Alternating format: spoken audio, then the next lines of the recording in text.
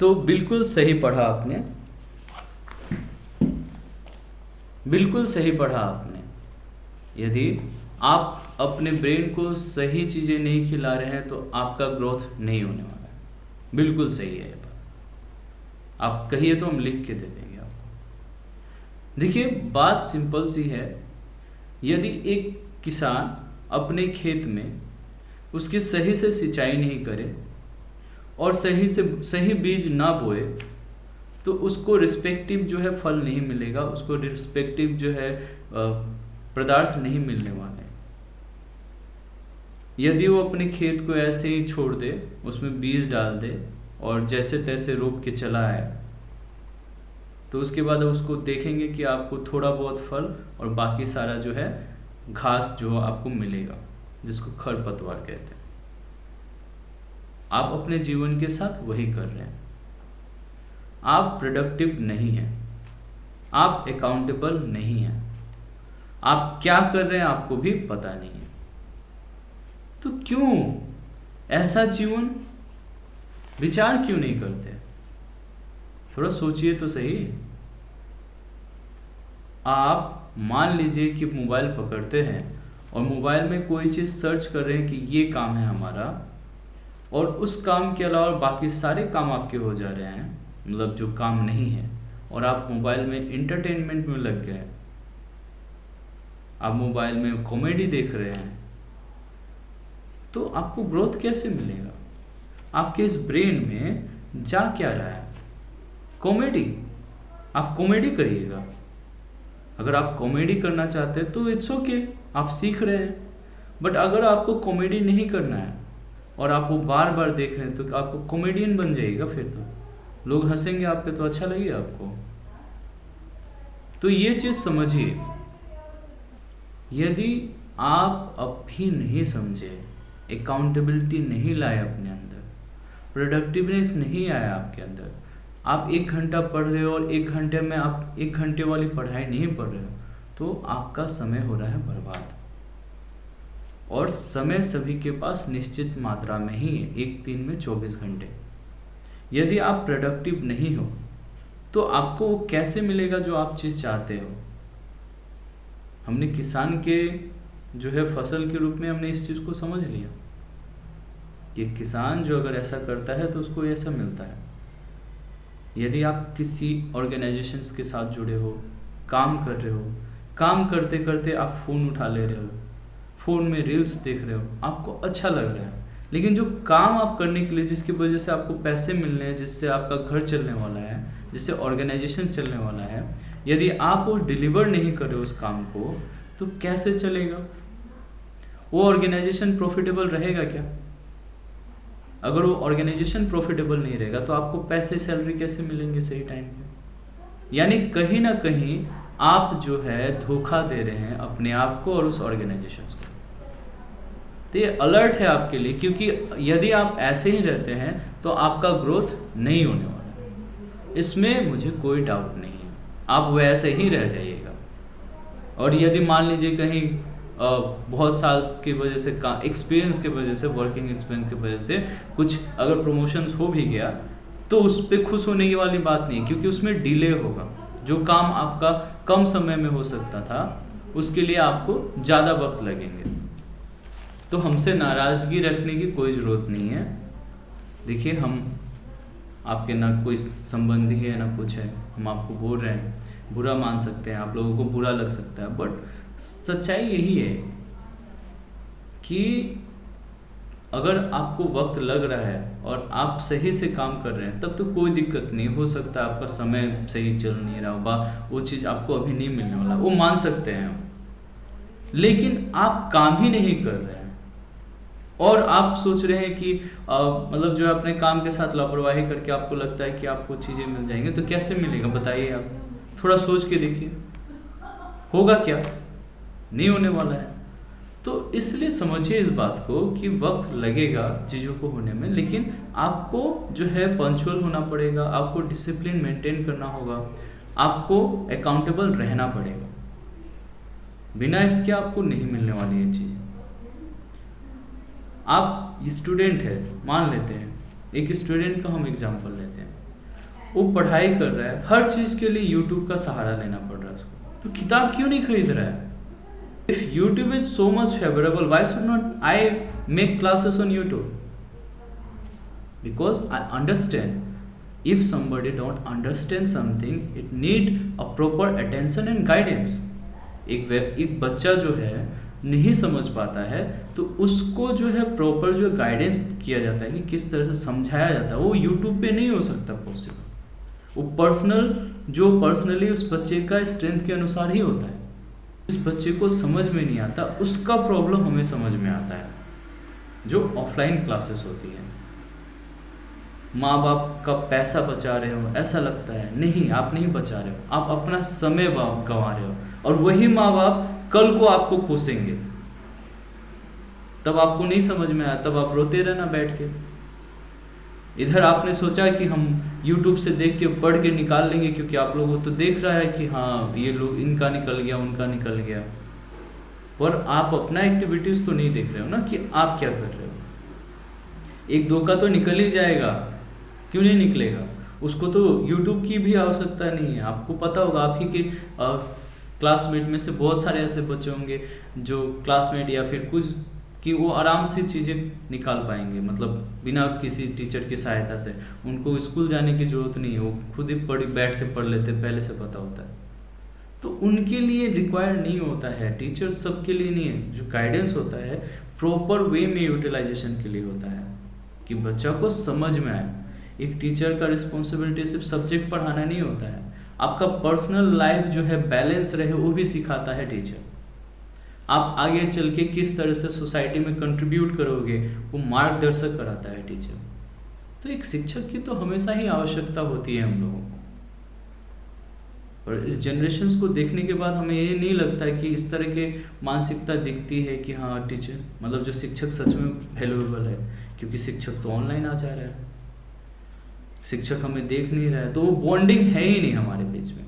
एक टीचर और एक स्टूडेंट के बीच में जो बॉन्डिंग होता है, जो प्रेम होता है और जो रिस्पेक्ट होता है शिक्षक के प्रति, वो हो ही नहीं पाता, क्योंकि इस बच्चे को तो ऐसा लगता है ये तो फ्री में मिलता है, there is no one going to pay for this ना, इट्स फ्री ऑफ कॉस्ट।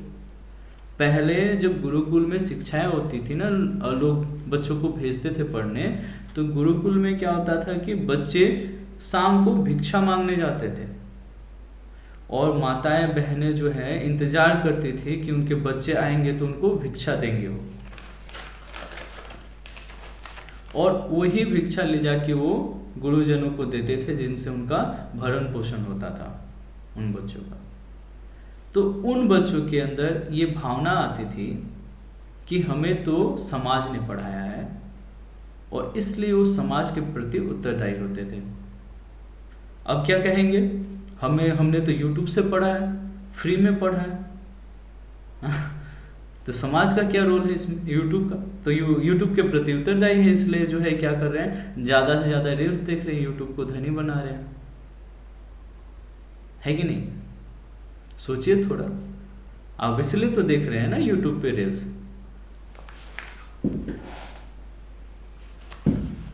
जिससे आप YouTube को धनी बना सके। अगर ऐसा नहीं है तो आप सोचते क्यों नहीं? देखिए YouTube है, आपको हम भी YouTube पे ही आके आपको बता रहे हैं, क्योंकि हमारे पास जो है कि और कुछ संसाधन नहीं है जिससे आप तक पहुंच पाए, तो एक प्लेटफॉर्म है जिसका इस्तेमाल किया जाता है, अच्छे काम के लिए कर रहे हैं। पर इसका अर्थ ये नहीं है कि आप लोग एकदम, आप देख रहे हैं ना, वही उसी के लिए बना है, उसके से मनी जनरेशन हो जाता है, एड रेवेन्यू आ जाता है, YouTube कमा लेती है, आपको प्रॉपर जो है और कुछ करने की ज़रूरत नहीं है, ठीक है? तो ये समझिए बात। आगे अगर हम देखें तो हम ये कहना चाहते हैं, चाहे आप वर्किंग प्रोफेशनल हैं या स्टूडेंट हैं या फिर नॉर्मली जो है आप अपना जीवन को जी रहे हैं, तो ये क्लियर कर ले अपने ब्रेन में कि एंटरटेनमेंट उस समय का चीज़ होता है जब हम लोग घूम नहीं सकते, हंस नहीं सकते, हंसने से मुंह दर्द करता है, ठीक है, और बातें नहीं कर सकते हैं ज़्यादा, ग्लूकोज की कमी हो जाती है बात करने पे, या फिर काम नहीं कर सकते हैं, चल फिर नहीं सकते, तब इंटरटेनमेंट चाहिए होता है कि बैठ गए सोफा पे और लगा दिए फिल्म और चल रहा है। जब हम लोग चल सकते हैं, बातें कर सकते हैं, गप्पा मार सकते हैं, खेल सकते हैं, हाँ, फुटबॉल क्रिकेट जो भी कुछ खेलना है, बास्केटबॉल लूडो कुछ भी खेल सकते हैं, तब क्या जरूरत है एक्स्ट्रा एंटरटेनमेंट का? क्या होता है ये? कुछ भी तो नहीं है। और खुश रहने के लिए किसने कह दिया कि एंटरटेनमेंट जरूरी है? क्यों नहीं आप लोग कर रहे हो? हमको ये समझ में नहीं आ रहा है कि आजकल के जो बच्चे हैं कि सेल्फ अवेयरनेस क्यों नहीं आ रहा आप लोग के अंदर? यही है ना, क्योंकि आप लोग टीचर का रिस्पेक्ट नहीं करते। और क्या रीजन है? और शिक्षक भी आपको उस लायक नहीं मिलते हैं। सच्चाई ये भी है। देखिए, अगर आप अच्छे नहीं है तो आपको जो अगर शिक्षक भी उस लायक नहीं मिलेगा, ये तो फैक्ट है। अगर मिल भी गया तो आप उसका रिस्पेक्ट नहीं कर पाइएगा, क्योंकि आपको पता ही नहीं चलेगा कि बड़े थे ना छोटे थे, क्या है, क्योंकि आप उस तरह से इंटरेक्शन ही नहीं रख पाइएगा। तो हकीकत ये है कि जीवन का दस्तूर जो होता है ना, कि ऐसा होता है कि आप किसी चीज़ के पीछे जाते हैं, वो चीज़ आपसे आगे आगे जाता है, फिर आपको वो मिलता है, फिर आपको लगता है चाहिए क्या हो, ये तो नहीं चाहिए था हमको।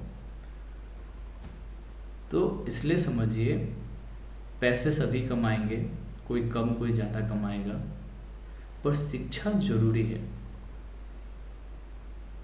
जो सब्जेक्ट पढ़ रहे हैं वो भी ज़रूरी है, लेकिन उससे भी ज़्यादा ज़रूरी है कि आप किस तरह से बात करते हैं, आपके अंदर भावनाएं किस तरह की हैं, लोगों को आप कौन से नज़रिए से देखते हैं, समाज के प्रति क्या भावना है आपकी, कृतज्ञता की भावना है कि नहीं, आप समाज के प्रति जो है वो कृतज्ञता, यानी आप जो है समाज के प्रति कोई सहानुभूति रखते हैं कि नहीं रखते, कि आपको ऐसा लगता है कि आप अकेले ही जीना चाहते हैं। माँ बाप से किस तरह का संबंध रखते हैं आप? तो ये सारी बातें जो है आप तभी समझ पाएंगे जब आप अपने आप को अकेला रखने की कोशिश करेंगे। पर आपको तो मोबाइल अकेले रहने ही नहीं देता है। रहने देता है क्या? सच सच बताइए, रहने देता है? नहीं रहने देता है।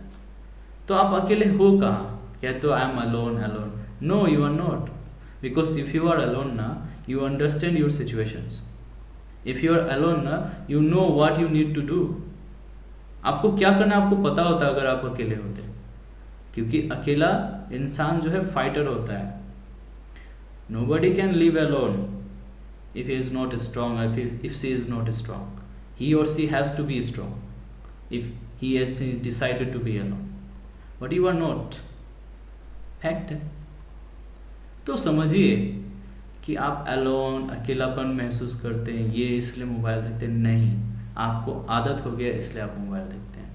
आप जिस तरह से एक एडिक्शंस होता है किसी भी चीज़ के, आपको जो है ऑक्सीटोसिन्स की जगह कुछ और हार्मोन रिलीज हो जा रहा है, एक हार्मोन रिलीज हो रहा है आपके बॉडी में, जिसकी वजह से आप एकदम से खुश हो जा रहे हैं, आहा मज़ा आ गया रील्स देख के।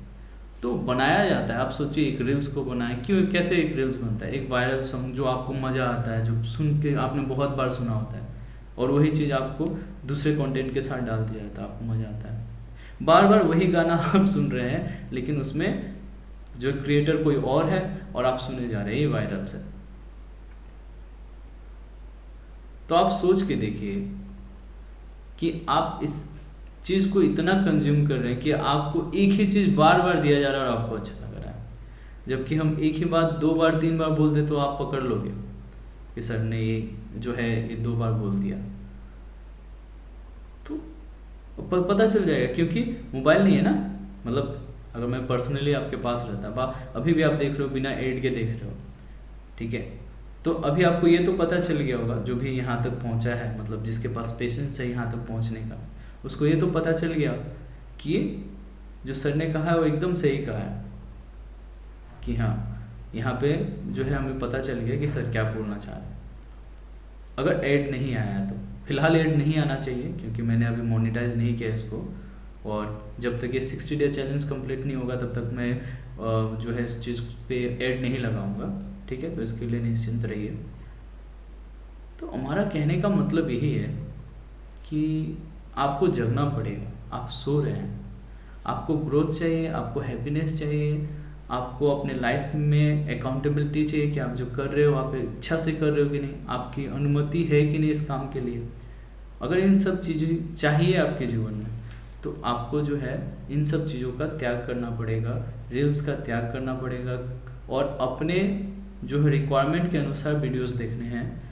और हर चीज़ के लिए वीडियो नहीं देखना है, हर चीज़ के लिए गूगल नहीं करना है। ये हेल्प के लिए बना हुआ है, ना कि इसके एडिक्शंस के लिए।